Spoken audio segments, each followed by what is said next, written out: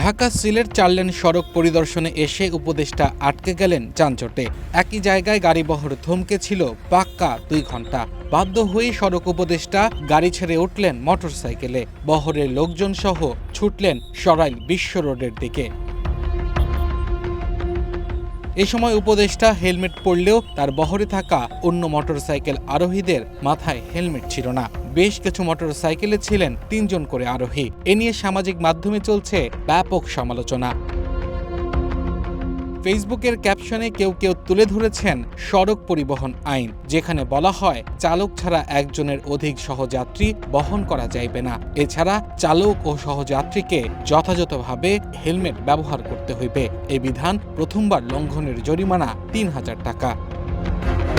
প্রবাসী সাংবাদিক সহ অনেকেই একে তামাশা বলছেন। প্রশ্ন তুলেছেন উপদেষ্টার এই মোটরসাইকেল বহরের কারণে নতুন করে তৈরি যানজটে মানুষের ভোগান্তি বাড়ানিও। সকালে ঢাকা থেকে ট্রেনে করে আসেন সড়ক পরিবহন ও সেতু মন্ত্রণালয়ের উপদেষ্টা মোহাম্মদ ফজল কবির খান। পৌঁছান ভৈরব রেলওয়ের জংশন স্টেশনে। এর জন্য এখানেও আয়োজনের কমতি ছিল না। পথ দিয়ে যাবার সময় উপদেষ্টাকে যাতে কোনো আবর্জনার স্তূপ দেখতে না হয়, সেজন্য রেল স্টেশনের আশপাশের সড়ক ঢেকে দেওয়া হয় পর্দায়। এমন কাণ্ডে ক্ষোভ প্রকাশ করেছেন স্থানীয়রা। বুধবার ঢাকা সিলেট মহাসড়কের ব্রাহ্মণবাড়িয়ার আশুগঞ্জ থেকে বিশ্ব রোড পর্যন্ত সড়ক উপদেষ্টার পরিদর্শনকে কেন্দ্র করে গত কদিন ধরেই চলে ব্যাপক কর্মযজ্ঞ।